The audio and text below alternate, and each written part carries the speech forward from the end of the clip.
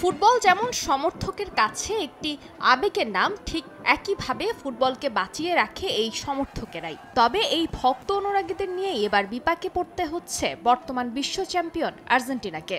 যুক্তরাষ্ট্রে 2024 কোপা আমেরিকার আসর খেলতে যাচ্ছে বিশ্ব চ্যাম্পিয়নরা। আর কোপা আমেরিকাকে কেন্দ্র করে কিছু সমর্থককে নিষেধাজ্ঞা দিতে যাচ্ছে আর্জেন্টিনা। মূলত কোপার জন্য কিছু সংখ্যক সমর্থকদের একটি তালিকা তৈরি করে আয়োজক দেশ যুক্তরাষ্ট্রকে পাঠিয়েছে আর্জেন্টিনা। উগ্র সমর্থকদের নিয়ে এই তালিকা তৈরি করেছে দেশটির নিরাপত্তা বাহিনী।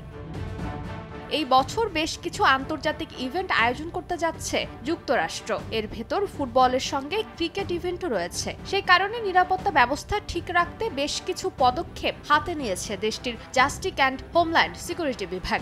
আর্জেন্টিনার পাঠানো এই তালিকায় আগে থেকে বিশৃঙ্খলা করতে পারে এমন ভক্তদের চিহ্নিত করা হয়েছে বলে জানিয়েছে আর্জেন্টাইন গণমাধ্যম টিওয়াইসি স্পোর্টস। মূলত 2024 প্রফেশনাল লিগ কাপে স্টুডেন্টস ও বোকা জুনিয়র্সের ম্যাচে কিছু অনাকাঙ্ক্ষিত ঘটনা ঘটেছিল। ম্যাচটি কার্ডোবা প্রদেশে যেখানে হয়েছিল সেখানে বাস যাতায়াতের উপর নিয়ন্ত্রণ আরোপ করেছিল নিরাপত্তা বাহিনী। বিভিন্ন যানবাহন তল্লাশি চালিয়ে সে সময় তার আগুন জ্বালানোর সরঞ্জাম, নেশাজাত দ্রব্য সহ 57 জনকে আটক করে। সেখান থেকে কিছু সমর্থককে তালিকাভুক্ত করেছে আর্জেন্টিনার ন্যাশনাল সিকিউরিটি।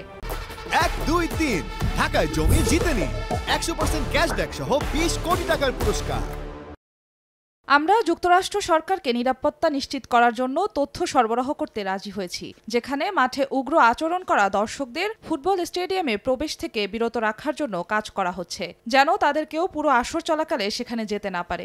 এদিকে যে সকল সমর্থককে আটক করে পুলিশ, তাদেরকে সেফ ট্রিবিউন নামে একটি প্রোগ্রামের আওতাভুক্ত করেছে আর্জেন্টিনা। উগ্রবাদী আচরণকারী সমর্থককে চিহ্নিত করবে এই সেফ ট্রিবিউন প্রোগ্রাম। এই প্রোগ্রামের লক্ষ্য দর্শকের যে কোনো ধরনের বিশৃঙ্খলা ও আক্রমণাত্মক আচরণ থেকে বিরত রাখা। ফারজানা জাহান প্রিয়া, সময় সংবাদ।